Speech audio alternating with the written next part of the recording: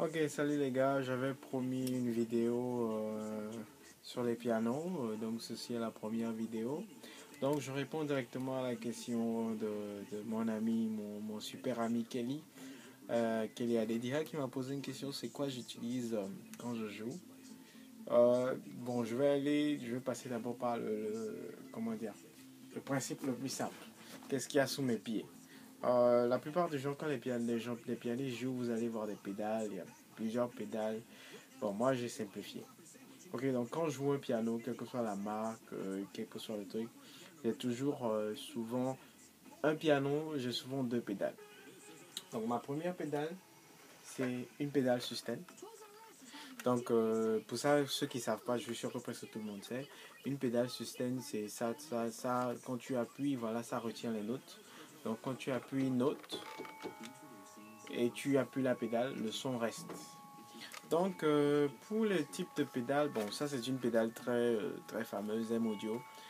Bon, j'aime pas franchement cette pédale parce que j'en ai acheté tellement, parce que ça dure jamais. Donc, si vous voulez acheter une pédale sustain, ouais, il faut prendre plutôt une pédale originale, soit ça je crois c'est quoi, c'est Yamaha, le FC5 à la longue, ça te coûte un tout petit peu plus cher que les M Audio, mais ça tient mieux quoi.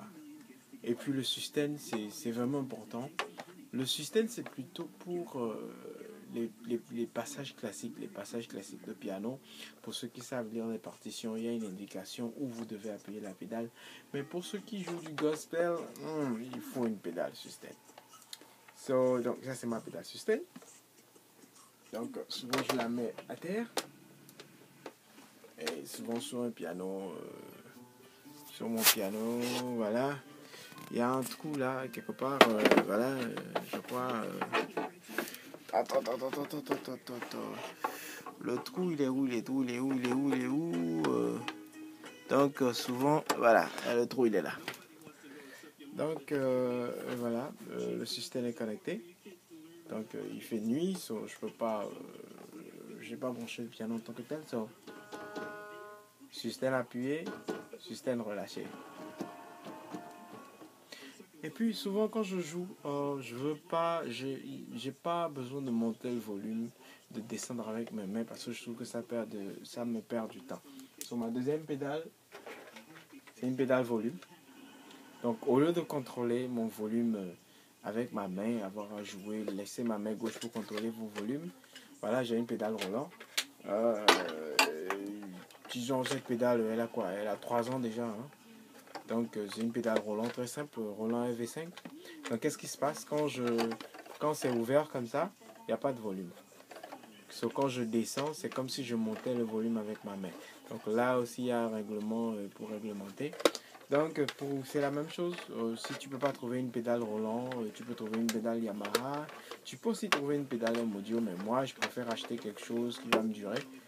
Comme je déjà dit, cette pédale, elle fait quoi? Elle fait quoi? Parce que, ouais, 3 ans, comme je l'ai dit. Donc, voici les pédales. Donc, j'ai deux pédales sous mes pieds. Souvent, ma pédale de volume, je la contrôle avec le pied gauche. Et puis, ma pédale sustain, je la contrôle avec le pied droit. Donc, disons que je suis en plein morceau, en train de jouer. Disons. Donc, voilà quoi. Donc aussi, voilà, par exemple, mon piano, il n'a pas de baffle. Je suis obligé d'utiliser mon casque. Donc, maintenant, comment connecter son piano? En général, les pianos, ils ont deux sorties, left, right, mono. Si c'est un corde, par exemple, il y a d'autres sorties qui te permettent de sortir des sons, si tu veux sortir. Bon, ça, on verra après. Donc, voilà. Quand tu es musicien, tu dois avoir ton propre câble. Et puis, câble, là, pardon, là. Quand tu achètes câble, là, comme disent avec accent africain, là, faut acheter bon câble. Parce que, en général, en musique, si tu as un piano de, je sais pas, 100 000, 150 000 francs CFA, et que ton câble ne vaut rien, c'est pas la peine quoi, parce que le son, en matière d'ingénierie, on dit le son est aussi bon que son plus simple élément, c'est-à-dire dans toute la chaîne de connexion, tu dois avoir un bon truc. So, voilà mon câble. Et puis un truc là, je vois les gens qui plient les câbles bizarrement. Quand tu as un câble là, il faut acheter un truc. Quand tu plies, on plie pas un câble comme ça. Après un concert, je sais pas, en fait, tu dépenses de l'argent pour acheter un truc. Donc, quand les gens finissent, et voilà comment, je sais pas. Quand tu finis, tu prends ton câble, tu le mets comme ça. Tu le plies pas trop fort parce que tu risques de casser en dedans. Voilà. Mon câble est long. Ok. Et voilà, j'ai le plastique. Et voilà, mon câble il est dans le sac. Il se tord pas, je le ressors, je peux l'utiliser. Donc voilà. Si ça sont des petits trucs de velcro, si tu peux fabriquer le propre. Moi je crois que celui-là je l'ai fabriqué. J'ai coupé du velcro, j'ai mis. Et puis voilà quoi, ton câble tient. Si tu peux pas, tu prends un petit truc, tu attaches quoi. C'est pas la peine de dépenser de l'argent et puis d'aller après de perdre. Ok. So, ça rentre dans le piano, la sortie mono. Sortie mono du piano. Ensuite, moi, je préfère avoir ce qu'on appelle une boîte de direct.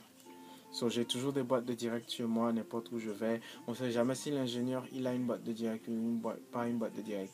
Qu'est-ce qu'une boîte de direct? Eh bien, une boîte de direct, c'est quelque chose qui a deux entrées. Deux entrées ici, ouais, une, deux. Et puis une sortie, on dit souvent fiche micro, mais le vrai nom c'est fiche XLR. So, qu'est-ce qui se passe?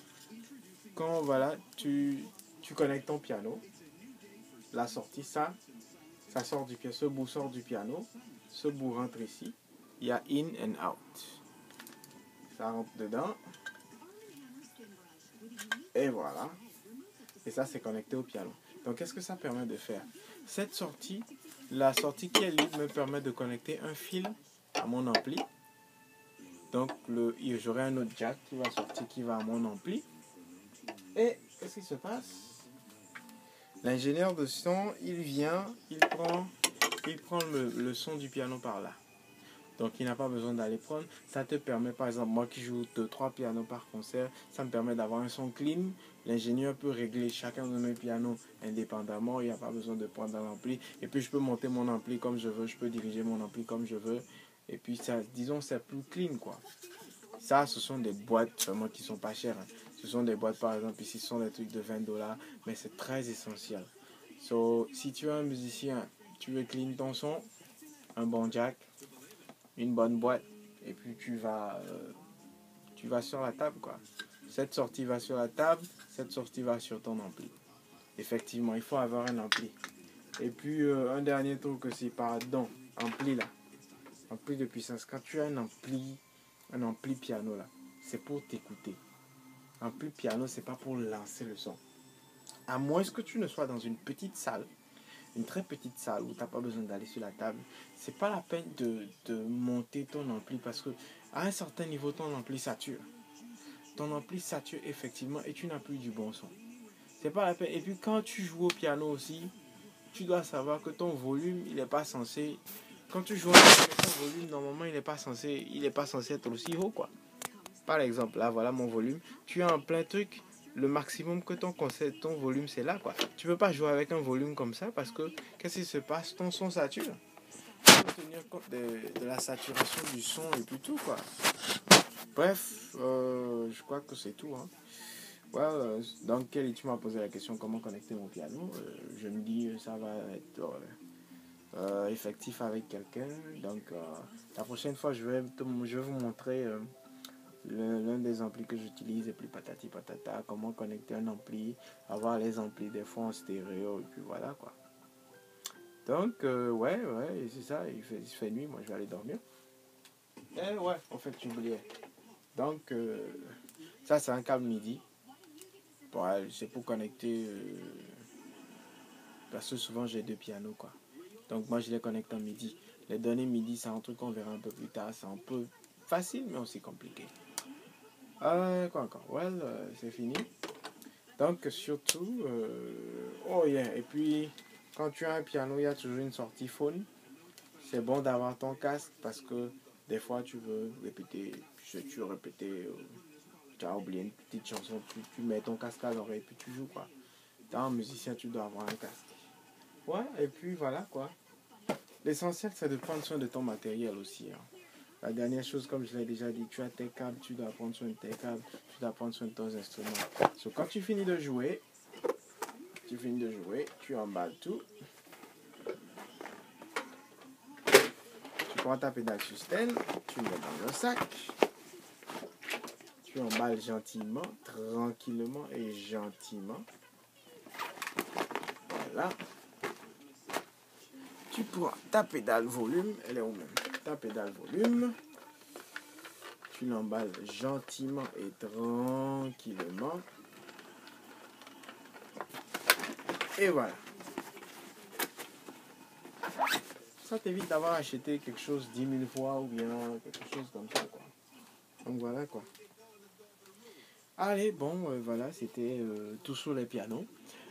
Si vous avez des questions, envoyez, je vais répondre, je vais essayer de répondre à des vidéos. Ces temps-ci, je suis vraiment un tout petit peu débordé parce que bon, j'ai les examens et puis tout. Mais bon, envoyez les questions, t'es musicien, t'as une question à me poser. N'importe quoi, sur un piano, t'as vu un piano, tu veux savoir ce que c'est. Bon, comme je le dis, je suis pas un super savant. J'ai fait mes recherches et puis je te donne tes réponses. Allez, merci et puis big up à tous les musiciens. Continuez sur le chemin. On sait que la musique c'est pas facile, mais hang on.